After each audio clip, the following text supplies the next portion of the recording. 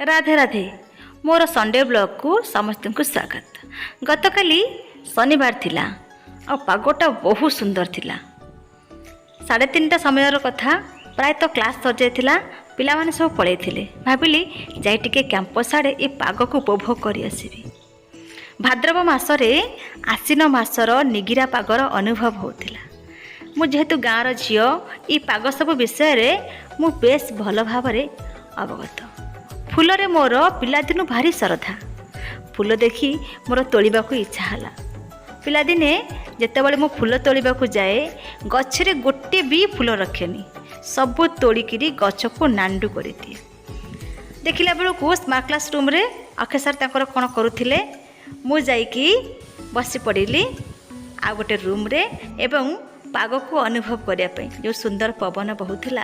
आसीना मास कथा मन पड़गला, बसी कोठी करिली। कहीं ना आम गाँ मानक आसीन मासरे मास सारा कोठी हुए। गोटे फूल बड़ीगला, मुझे मझे टोपा देदेली। आपण मैंने भी मोपर ये पाग को उपभोग करती ना।